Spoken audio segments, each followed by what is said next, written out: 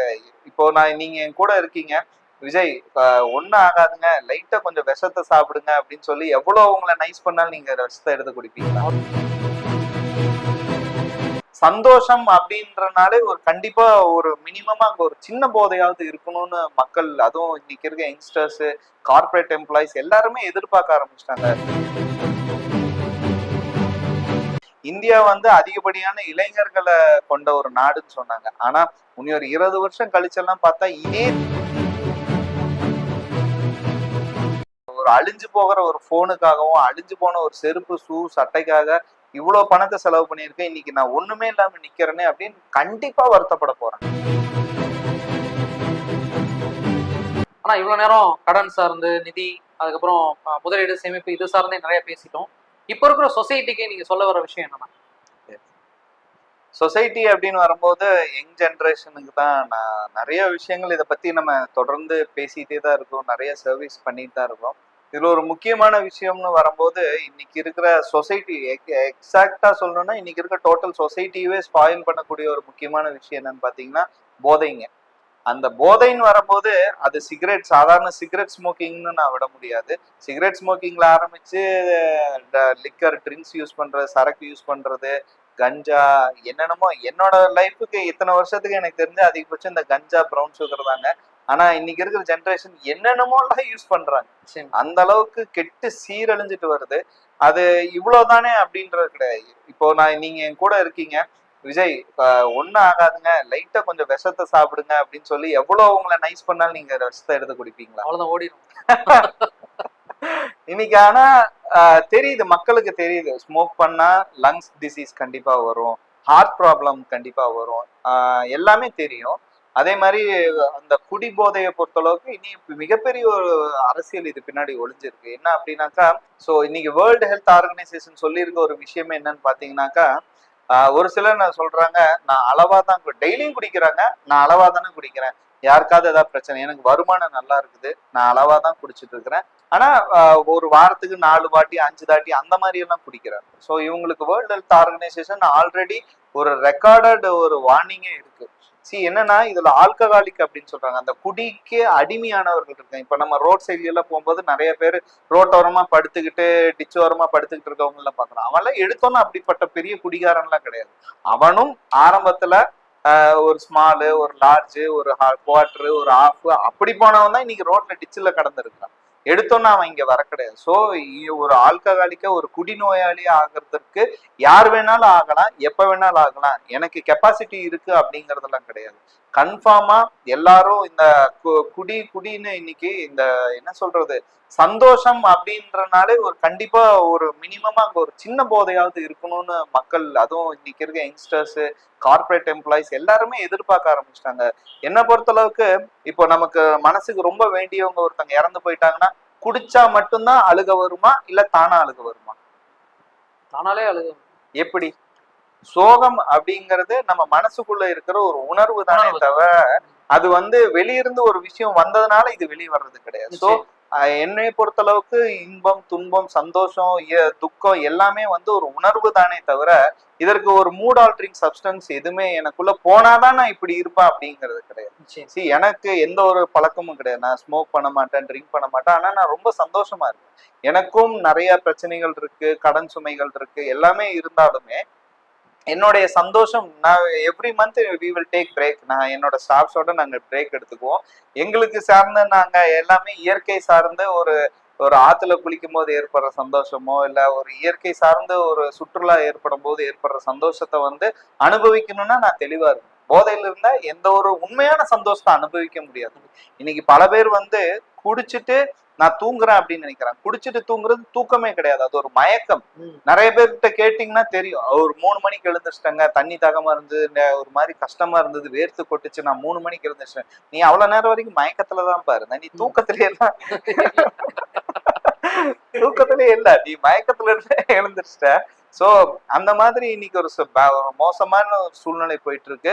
India வந்து அதிகப்படியான இளைஞர்களை கொண்ட ஒரு நாடுன்னு சொன்னாங்க. ஆனா இனி ஒரு 20 வருஷம் கழிச்செல்லாம் பார்த்தா இதே செனாரியோ டெவலப் ஆச்சு, இதை இங்க கட் பண்ணாம இது டெவலப் ஆயிடுச்சு அப்படின்னு சொன்னா இந்தியால இளைஞர்களுடைய எண்ணிக்கை, ஏன்னா ரொம்ப ஆச்சரியமா இருக்கு. 30 வயசுல நம்ம 35 வயசுல ஹார்ட் அட்டாக் வருது. டெஃபினட்டா ஏன்னா அவங்க செய்யக்கூடாத ஒரு இந்த உடலுக்கு தாங்க முடியாத ஏதோ ஒரு செயலை செஞ்சதுனால அது ஒரு விதமான போதையா இருந்திருக்கலாம். இல்ல அவங்களுக்குள்ள ஏற்படுற மன அழுத்தங்களை எப்படி வெளியே கொண்டு வர்றதுன்னு தெரியாம இருந்திருக்கலாம். Even cigarette smoking is injurious to health தாங்க. அது சும்மா சாதாரணமா கடந்து போக முடியாது. அதிகப்படியா ஸ்மோக் பண்ணா நம்ம இது டிஸ்கிளைமர்ஸ் எல்லாமே பாத்தீங்கன்னா நுரையீரல் பஞ்சு போன்றது. அது நுரையீரல் பிரச்சனை மட்டும் கிடையாது, ஹார்ட் ப்ராப்ளம் வந்ததுக்கு முக்கியமான காரணம் ஸ்மோக்கிங்னாலதான். Smoking is the biggest enemy for our ஹார்ட்டுங்க. ஸோ ஸ்மோக்கிங் எதுவுமே வந்து மனித வாழ்க்கைக்கு தீர்வாகாது. ஸோ என்னுடைய யங் ஜென்ரேஷனுக்கு நாங்கள் சொல்ல விரும்புகிற ஒரே ஒரு விஷயம் என்னன்னாக்கா, எந்த ஒரு மூட் ஆல்டரிங் சப்ஸ்டன்ஸையும் நம்பி உங்க வாழ்க்கை கிடையாது. உங்க வாழ்க்கை உங்களை நம்பிதான் இருக்கு, உங்களை நம்பி ஒரு குடும்பம் இருக்கு. ஸோ நல்லா படிச்சு பெருசா வந்து நிறைய இந்த சொசைட்டிக்காக வாழணும் அப்படிங்கறது என்னுடைய விருப்பங்க. இப்போ இருக்கிற யங்ஸ்டர்ஸ் இந்த நிதி சார்ந்தும் சேமிப்பு சார்ந்தும் எந்த அளவுக்கு அவேர்னஸா இருக்கிறாங்க? சரி, இன்னைக்கு இருக்க ஜென்ரேஷனுக்கு வந்து அதுல மேல ஒரு டோட்டல் அவேர்னஸ் அப்படிங்கிறது வந்து ரொம்ப ரொம்ப ரொம்ப கம்மின்னு தான் சொல்லணும். ஏன் அப்படின்னாக்கா, இந்த தமிழ்ல ஒரு நல்ல ஒரு வார்த்தை இருக்கு, பகட்டு பெருமை அப்படின்னு சொல்லுவாங்க. இன்னைக்கு இருக்க ஜென்ரேஷன் வந்து அது ஆண் பெண் பேதமே கிடையாது. எல்லாருமே வந்து இந்த பகட்டு பெருமைன்ற ஒரு மோகத்துக்குள்ள சிக்கி இருக்கிறாங்க. இப்போ நான் ஒரு கார்பரேட் கம்பெனிக்கு போறேன், ஒரு ஐடில வேலை செய்யறேன் அப்படின்னு சொன்னா மினிமமா எனக்கு பெரிய ஹை எண்ட் போன்ஸ் எங்கிட்ட இருக்கணும்ன்றான். பிராண்டட் ஷர்ட் பேண்ட் தான் போடணும்னு சொல்றோம். நாங்க எங்களுக்கெல்லாம் பிராண்டட் ஷர்ட் பேண்ட்லாம் என்னன்னு இப்ப தெரியாது. எனக்கு வெயிலுக்கு தகுந்த மாதிரி நாங்க போடுறோமே தவிர பிராண்டட் பேண்ட் ஷர்ட் தான் போடணும்னு நிக்கிறான். ஷூஸ்னா அது பெரிய பெரிய பிராண்ட்ஸ்ல போட்டாதான் காலில் நிக்கிறான். இந்த மாதிரி பகட்டு பெருமையில போய் பயங்கரமா சிக்கி ஒண்ணுமே இல்லாம இருக்காங்க. இன்னைக்கு வந்து இந்த இன்ஸ்டாகிராம் பக்கம் போனாலாம் நிறைய இது வந்து விளையாட்டு போல கடந்து போறாங்க. ஆனா அது ஒரு மோசமான செயல்ன்றதே தெரியல. என்னன்னா மாதம் 1ஆம் தேதி சேலரி வந்து விழுகும், அது வந்த வேகத்திலேயே போற மாதிரி நிறைய மீம்ஸ் எல்லாம் வந்துட்டு இருக்கிறத நம்ம பார்த்துட்டு இருக்கிறோம். இது பசங்க அது விளையாட்டு போல நினைக்கிறாங்க. ஆனா over the period of time ஒரு 10 வருஷம் 20 வருஷம் ஒரு 30 வருஷம் உனக்கு ஒரு 55 வயசுல ஆகும்போது இன்னைக்கு நீ விளையாட்டா நினைச்ச விஷயம் அன்னைக்கு உன்னை மிகப்பெரிய வருத்தத்துக்கு உள்ளாகும். பண்ணிருக்கலாம், அன்னைக்கு இதை செஞ்சிருக்கலாமே, என்னடா இது. திரும்பி பார்க்கும்போது வாழ்க்கையில வந்து என்னடா இது இப்படியே ஓடணுமே, ஒரு அழிஞ்சு போகிற ஒரு போனுக்காகவும் அழிஞ்சு போன ஒரு செருப்பு ஷூ சட்டைக்காக இவ்வளவு பணத்தை செலவு பண்ணியிருக்கேன், இன்னைக்கு நான் ஒண்ணுமே இல்லாம நிக்கிறேனே அப்படின்னு கண்டிப்பா வருத்தப்பட போறாங்க. ஸோ இந்த சேமிப்பு மேல உள்ள அவேர்னஸ் வந்து ரொம்ப ரொம்ப ஒஸ்டா தான் இருந்துட்டு இருக்கு. பெற்றோர்களும் இதுல ஒரு நிறைய ஒரு பங்களிப்பு இருக்கணுங்க. ஏன்னா இன்னைக்கு இருக்கிற இந்த இதுக்கு என்னை பொறுத்தளவுக்கு இதை நான் கலியுகம் தான் நான் சொல்லுவேன். என்னோட இன்ஸ்டாகிராம் ஐடியே வந்து கலியுக கோமான்லி அப்படிங்கிற மாதிரி தான் வச்சிருப்பேன்.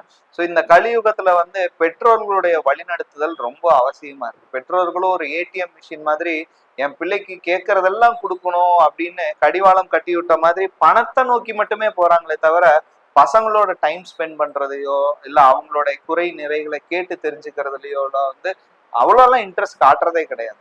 என் பையனுக்கு எல்லாமே கிடைக்கும்னா எல்லா கெட்டதையும் சேர்த்தியில கொண்டு போய் கொடுத்துட்றோம். அந்த முதல்ல அந்த செல்போனை பிடுங்கி எறியணும். ஸ்கூல் படிக்கிற குழந்தைக்கு செல்போன் எதுக்கு? ஒரு over the period of time அந்த ஆன்லைன் கிளாஸ்ன்னு சொன்னாங்க, இப்பதான் எல்லாம் ஆஃப்லைன் கிளாஸஸ் ஆயிடுச்சு. ஸ்கூல் படிக்கிற குழந்தைக்கு எதுக்கு செல்போன்? ஏங்க அந்த காலத்துல எல்லாம் எங்க நம்ம 90s கிட்டோட ஜென்ரேஷன்ல எல்லாம் அம்மா அங்க சோறு ஊட்டுறதுக்கு ரோட்டுக்கு கூப்பிட்டு வந்தாங்க, விளையாட விட்டு சோறு ஊட்டினாங்க, நிலாவை காமிச்சு சோறு ஊட்டினாங்க, ரோட்ல போற காரு வண்டிகளை காமிச்சு சோறு ஊட்டினாங்க. இன்னைக்கு ஒரு பேரண்ட்ஸ் சோறு ஊட்டுறதை பார்க்கும்போதே பயமா இருக்கு. செல்போனை டாக்டர்ஸ் தலையால அடிச்சுக்கிறான், செல்போனை கொடுக்காத அவனோட பிரெயின் டெவலப்மெண்ட்ல இருந்து எல்லாமே அது பாதிக்குதுன்னு சொல்றான். பட் ஸ்டில் நம்ம அவ்வளவு சோம்பேறி ஆயிட்டோமா அப்படிங்கிறது புரியல. ஸோ பெற்றோர்கள் வந்து குழந்தைகளுடைய வழிநடத்துதல்ல வந்து ரொம்ப முக்கியமான ஒரு ரோல் வகிக்கணும். ஏன்னா எல்லாத்துக்குமே பிளேம் பண்றதுக்கு ஒரு விஷயம் இருக்கு. ஏன் டீச்சர்ஸ்க்கு நாங்க தான் ஃபீஸ் கட்டுறோமே, டீச்சர்ஸ் சொல்லி தர மாட்டாங்களா, ஏன் இதை போலீஸ் தட்டி கேட்க மாட்டாங்களா அப்படிங்கறத கிடையாது.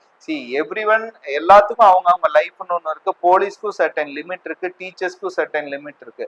அதையும் மீறி அது உங்க புள்ள, உங்களுக்கே அங்க ஒரு இம்பார்ட்டன்ஸ் நீங்க உங்க பிள்ளைக்கு கொடுக்கலன்றப்போ எப்படி பார்த்தாலும் போலீஸ் ஆகட்டும் டீச்சர்ஸ் ஆகட்டும் அவங்கள தேர்ட் பர்சன் தான். அவங்க எதுக்கு உங்க பிள்ளைக்கு இம்பார்ட்டன்ஸ் கொடுக்கணும்? நீங்க ஏங்க அவங்கள குத்தம் சொல்றீங்க? நீங்க உங்க டைமை உங்க பிள்ளைங்களுக்காக ஸ்பெண்ட் பண்ணாத வரைக்கும் இங்க எதுவுமே மாற போறது கிடையாது. ஒரு குழந்தையா தாங்க பார்க்கணும். என்னைக்கு வந்து அவன் வந்து தானா சம்பாரிச்சு ஒரு குடும்பத்தை நிர்வகிக்கிற அளவுக்கு வரனா அது வரைக்கும் அந்த தாய் தந்தையருக்கு அவன் ஒரு குழந்தை தான். இன்னைக்கு இருக்க பேரண்ட்ஸ் எல்லாம் என்னன்னா தங்களுடைய ஒரு ஈகோவை சாட்டிஸ்ஃபை பண்ற மாதிரி அந்த குழந்தைய வச்சு பயங்கரமா ஹைப் பண்ணி வீடியோ காமிக்கிறது. நீ பெரிய இவன், பெரிய அவன், நீ பெரிய வீரன், பெரிய ராஜா, அப்படி இப்படின்னு அவங்களுக்கு தேவையில்லாத விஷயங்களை அவங்க மண்டைக்குள்ள போட்டுக்கிட்டே இருக்கிறாங்க.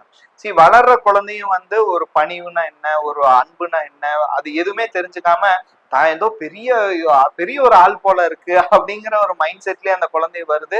அவங்கனால வந்து ஒரு இணக்கமான, அது ஒரு அன்பான, ஒரு பாசமான சூழ்நிலைய குழந்தைய வளர்ந்து வரும்போது அவங்களுக்கு உருவாக்குறதுல தப்பி போயிடுறாங்க. இப்ப உதாரணத்துக்கு, இப்ப நம்ம பொருளாதாரத்தை பத்தி ரொம்ப நேரமா பேசிட்டு இருக்கோம்.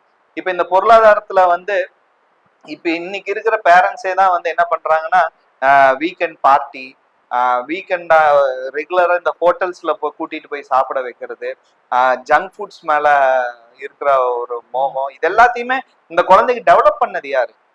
பெற்றோர்கள் தான். சோ அப்படி இருக்கும்போது நீங்களே, ஏன்னா ஒரு ஒரு இன்டர்வியூல அவர் டாக்டர் ஜேக்கப் அப்படின்னு நினைக்கிறேன், அவர் பேரு சற்று ஞாபகம் இல்ல, டாக்டர் ஜேக்கப் வந்து ஒரு விஷயத்த சொல்றாரு.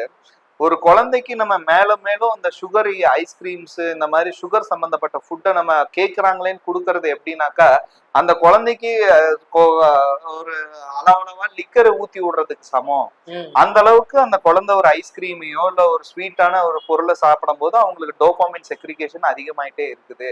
சோ அந்த அளவுக்கு ஒரு கெடுதலான விஷயத்த செய்யாதீங்கன்னு அந்த மருத்துவர் சொல்றாரு. இன்னைக்கு இருக்கிற பேரண்ட்ஸ் வந்து குழந்தைங்களை ஆஃப் பண்ணும் அப்படின்னாக்கா ஒன்னா செல்போனை நாடுறாங்க, இல்லாட்டி இனிப்பு சம்பந்தப்பட்ட பொருளை நாடுறாங்க.